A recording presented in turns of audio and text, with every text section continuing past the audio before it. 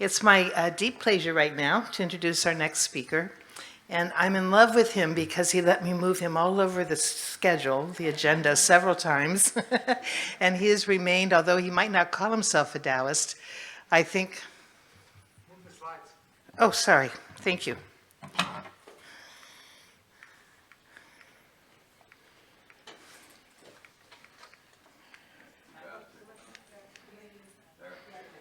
Okay.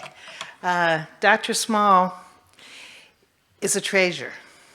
And as you heard, he's a physician, wandered to Oakland, California from Detroit, did his residency at Highland Hospital, and he was with the first group of American physicians who went to China in 1972 and brought back a passion for really integrative medicine. And one of the things Dr. Fang didn't say when he talked about his work with Dr. Ellis and Dr. Small is that not only did they translate the Chinese classics into English and teach each other, they practiced acupuncture on each other, and that's how they learned. So a very innovative man, a very rich man in his heart, has always given to the community. And you can see by the organizations he's founded and his community clinics, he gives his all, but in an integrative way. For that reason, the board would like to give you this little memento, Dr. Small, in recognition of distinguished lifetime service, Talbert Small, MD, integrative medicine pioneer. Thank you very much. Thank you very much.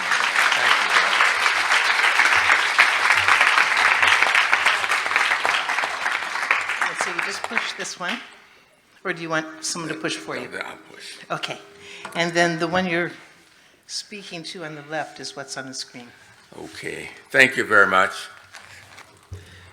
People ask, how did I, a kid from Mississippi, get involved in going to China and doing acupuncture? This is a poem I wrote in 1974 to combat medical imperialism. Western doctors told me that acupuncture was due to the Chinese they could stand pain more than we could, or that it was due to hypnotism. And when I came back from China, I remember talking to a bunch of doctors, and I had them all do Hoku, and they all felt the qi, the numbness, the tension, and swelling, and the soreness. Then I showed them a picture of an animal getting acupuncture. And I said, I guess the animal is being hypnotized. Anyway, this is a poem I wrote to combat medical imperialism, which we still have today.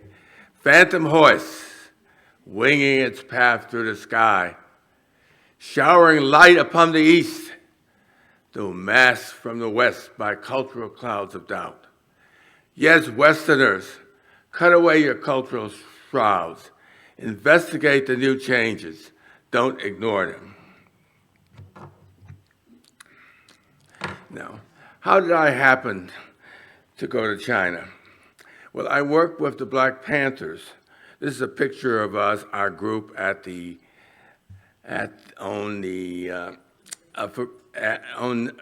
group at the Great Wall. There were actually 20 of us. 10 of us were members of the Black Panther Party. 10 of us were community organizers, like Ed Sue, who designed the Pacific Asian building in Chinatown, was with us. Ellen Brodsky, who was one of Charles Gary's law partners, was with us. Marion Cherry was a teacher who was with us. Marie Branch, who was a nurse RN, who designed the community clinic in Venice and ran the Los Angeles Black Panther chapter, was with us. Without being a member of the Black Panther Party, I would have never well, I wasn't a member actually, but about working with the Black Panther Party, I never got involved with acupuncture. In 1970, David Hilliard asked me, do you want to go to China? I said, yeah, I want to go to China. Apparently, when Huey Newton was over there, he met Sharon Lau and Mao's wife and asked him to send a delegation to China. And that's how we got involved. We were actually supposed to go before Nixon, but our government didn't want us there at the same time when Elaine Brown and Messiah Hewitt went to Canada to get our visas. They wouldn't let her into Canada. And we had arranged to fly through Vancouver and not go through customs. Of course, when we arrived in Vancouver, they told us that we had to go through customs, that we had no rights in Canada, and they were going to kick us all out. Ellen Brodsky threatened to sue the airlines, so the airline said, okay, we'll take you back to Seattle and we'll fly you to Hong Kong. Fortunately, we couldn't get it to Hong Kong after 12, so they put us up at the Hilton Hotel at night. This is another picture of us at the Forbidden City. You see Marie Branch to the right of me. You see Mr. Gao, who is one of our translators. I'm actually standing next to Marie Branch. Acupuncture has been around for over 3,000 years. You know, integrated medicine is the people's medicine. It's organized by the people. And like the Mayans, they did acupuncture.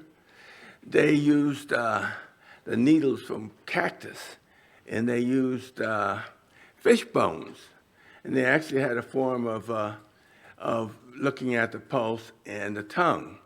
So so acupuncture was unique.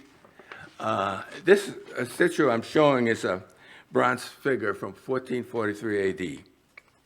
Acupuncture, as most of you know, has been around for 3,000 years. In the ancient tombs, one would find stone acupuncture needles, which of course gave way to bone, bamboo, and final copper, iron, and silver needles. In a dictionary of characters compiled during the Han Dynasty, 206 BC to 220 BC, defines peen as the curing of disease by prickling with a stone. The earliest record of an effective acupuncture cure is found in the biographies of Peen Chu and Sung Kang in historical records written 2,000 years ago. This book recorded that Peen Church of the Warrens period used acupuncture to revive a dying patient. This is interesting. You see, the blue one is an acupuncture textbook published in China. The yellow one is a translation. I was working at the George Jackson Free Clinic, and David Bacon asked me to review this book, and then he asked me to write the introduction for this book. This was actually the first book in Western language published on acupuncture. Unfortunately, it was never published. At the bottom, you see a card. Acupuncture was illegal in China. In the United States. I traveled throughout West Oakland and North Oakland doing house calls on people, poor people, and doing acupuncture. This was thoroughly against the law. The law said you had to be a research acupuncturist. So when I was in Mexico, I had a student design these cards for me saying, physician, research acupuncture. My Mexican trip was quite interesting. I was doing acupuncture on the knee of Lola Cueto, who's a very famous artist. Her husband won the Abstract Sculpture Award in the Mexican Olympics in 1968. She was a friend of Diego Rivera and Frida Kahlo. Anyway, there was a research scientist from Sweden there, and we were talking about the acupuncture. I showed him my articles. He said, oh, the people at the University of Mexico Medical School want to know about this. So actually, in 1974, I gave a lecture at the University of Mexico Medical School on the neurophysiological basis of acupuncture.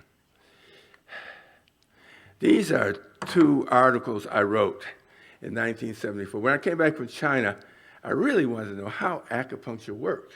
So I started reviewing all the literature of China. And when we were in China, we saw these operations at the Worker, Peasants, and Soldiers Hospital. We saw a patient getting a thoracotomy who was talking. We saw a patient getting a thyroidectomy who was talking, and they could make sure they wouldn't cut the recurrent nerve. And we saw a third operation. So we were all interested in acupuncture. When we got to Shanghai, we all bought these needles and machines. And the Chinese were afraid that we were going to hurt ourselves. So they had Dr. Wu, who was a traditional medical doctor, gave us several formal lectures on acupuncture, which is how I initially got involved. I don't want you to try to read this. I'll just explain it to you. I did some research on the neurophysiological base of acupuncture. They found out that there was actually blockage in the substantia gelatinosa of the spinal cord of inhibiting the pain fibers. You'd be stimulating the myelinated non-pain fibers, why the patient would feel numbness, distension, and swelling. And it would actually block the pain fibers. It would be like Jim Brown trying to run through the line and Butker stopping and blocking him. And they did some form of a dissecting electron microscopy. And they traced the nerves going from L5 to T1, and they found out that there were inhibitory synapses there. They used a form called dissecting microscope, which is basically like if you cut off the head of a snake, the tail would die, and that's how they dissected it. And they found it was not only going up and down the spinal cord, but was going across to the other side. And also, they found out that it was going to the trigeminal nerve in the face, which is why when you stimulate Hoku, it relieve a tension headache. They also found that it worked through the nervous system. If you tied off a blood vessel, it would still work. But if you block the area with lidocaine, it would not work. They also found that it did things like increasing alpha kappa tryptophan, which is a precursor of serotonin. And they found out that when they did acupuncture, this was elevated. They also found that bradykinin was increased. An interesting story. 25 years ago, I was doing acupuncture on a lady at Summit Hospital having a baby. I had to leave at 3 o'clock in the morning because I had to work the next day. So the nurses said, when I left, took the needles off. The minute they took the needles off, her blood pressure went up. Acupuncture can dilate the blood vessels, which it can lower the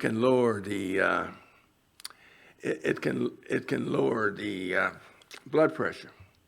They also did studies that found out that it worked in the deeper muscles rather than superficial muscles.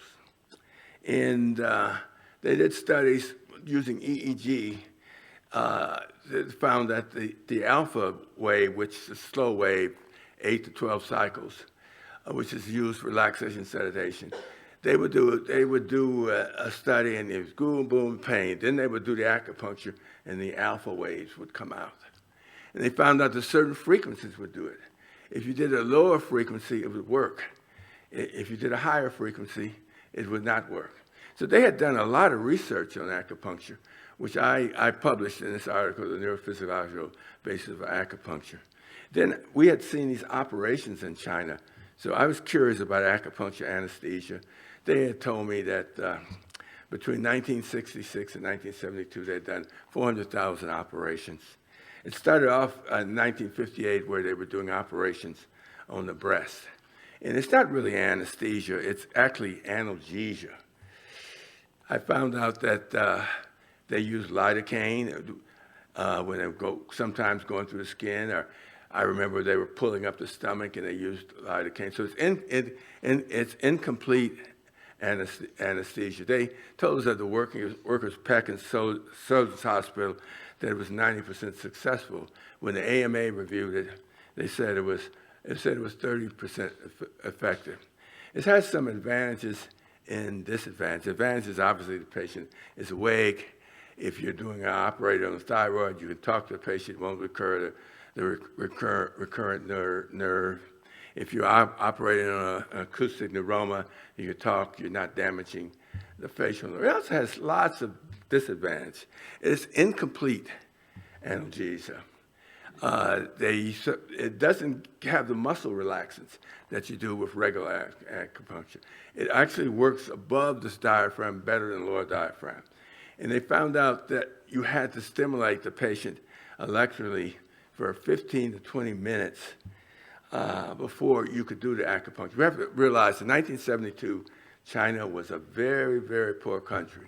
It's not like that they could have anesthesiologists go out throughout the rural areas. So they had 1 million barefoot doctors, and they trained them in acupuncture. Now China has the second most powerful economy in the world. They say the United States has 21 trillion in economy. China has 17 trillion economy. Give an example, the Soviet Union had 1.5 trillion. So there's really no need for them to do acupuncture anesthesia now, since they have the hospitals and anesthesiologists to use regular acupuncture. This is an interesting slide.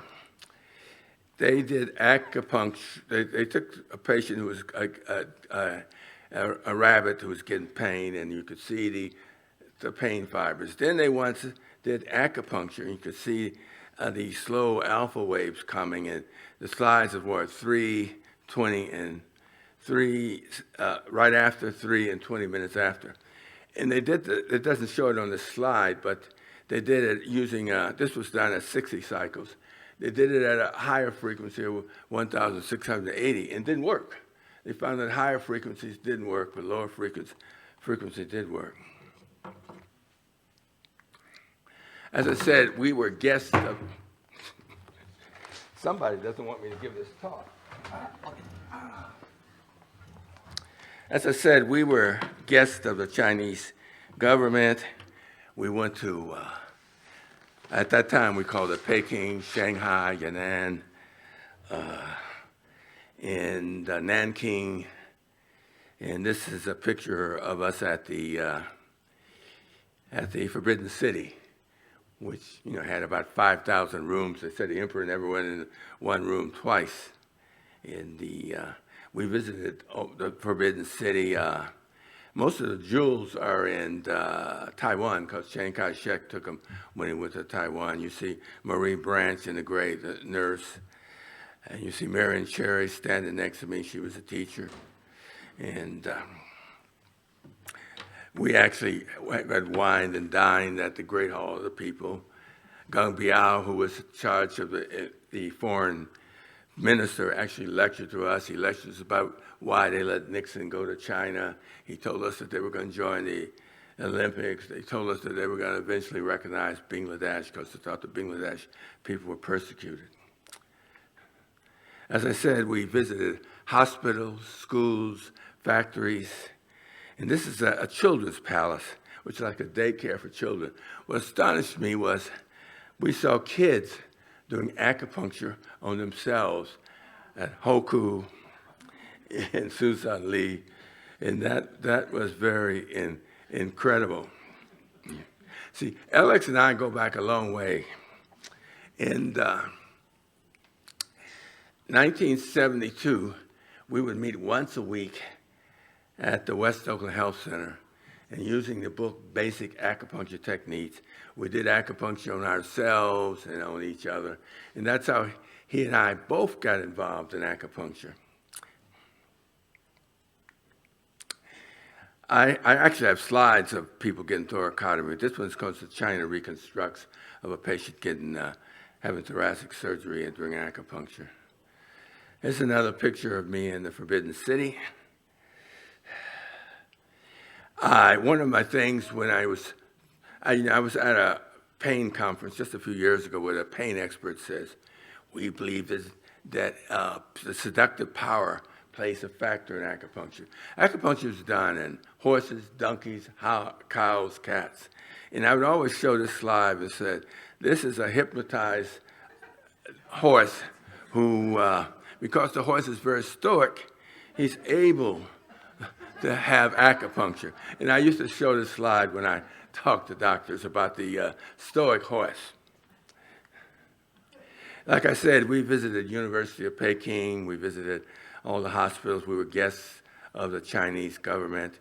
You see Emory Douglas, who's Minister of Culture there, and Masai Hood, who's Minister of Education, was the head of our delegation. In fact, one of our translators was one of Nixon's translators, who joked that Mrs. Nixon tried to go up the Great Hall of the People with her high heel shoes on.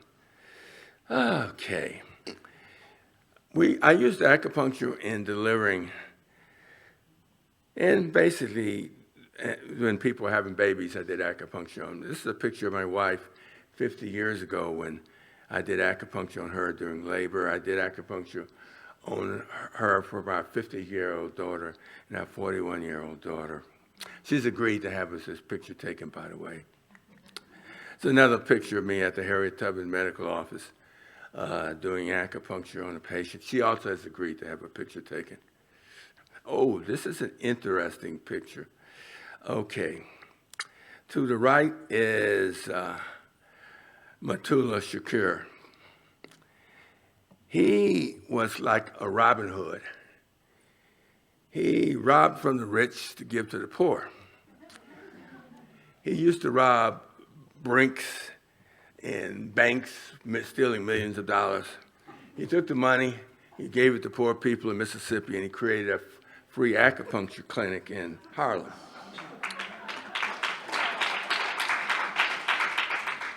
In 1972 at the Lenox Hospital, when he had two of his children who were having some neurological problems, and Yuri, who was a friend of Malcolm X, Kochiyama, told him, "Why don't you go to Chinatown?"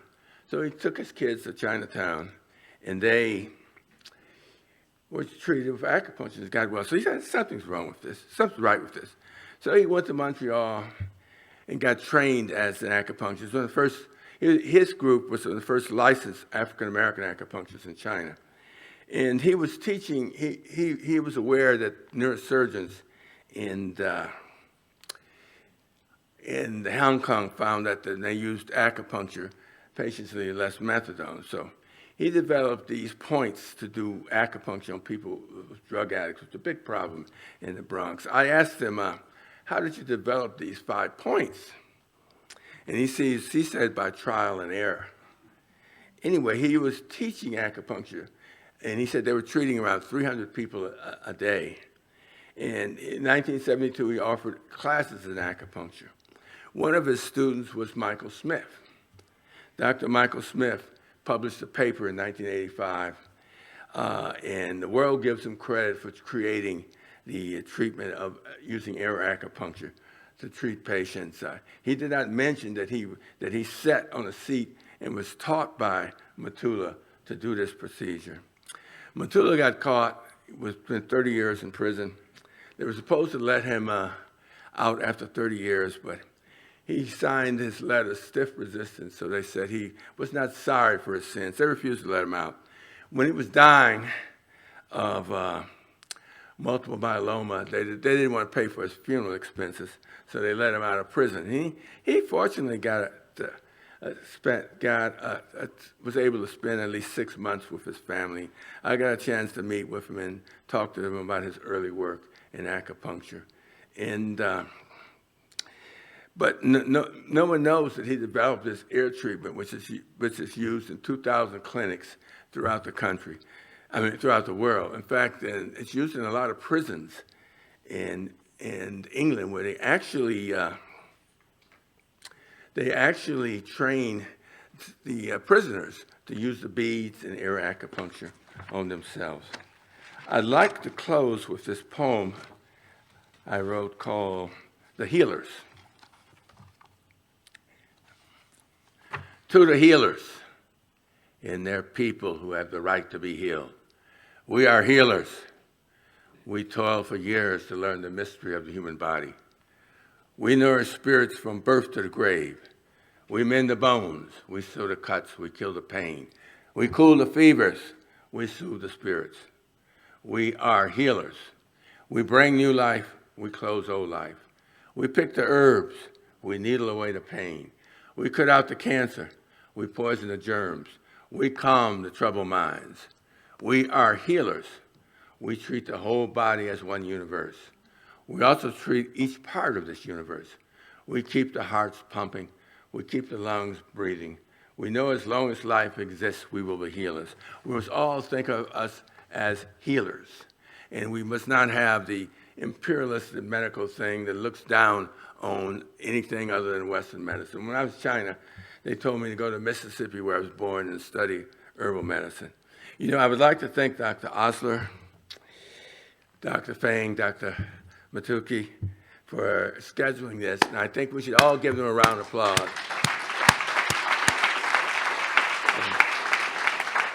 And hopefully this will be an annual event, and hopefully will be done at the universities and the major hospitals.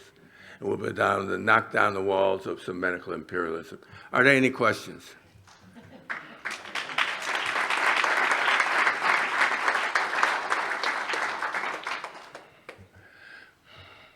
Thank you, Dr. Small. That was Thank a you for very, listening. very moving story. And I just wanted to mention that, thank you for bringing up Dr. Mutulu Shakur. There is a movie that was made about his work. It's called Dope is Death. And I think it's available on YouTube. It is. Yeah, it's a very There's fascinating also story. one called Revolutionists in Acupuncture on YouTube, which is about Matula and myself. Thank you. And speaking of YouTube, a lot of people don't know that the Center for Independent Living went on their sit-in, that one of the leaders was a person by the name of Glenn Lomax who had multiple sclerosis. And he was one of the leaders, and he had the Black Panthers feed the people when they were sitting in San Francisco, and they went to Washington, had a sit-in, and that led to the government reluctantly passing the laws for people who are dependent. I think they want me off the stage. Someone just showed me 5 minutes, so I think I'd better go.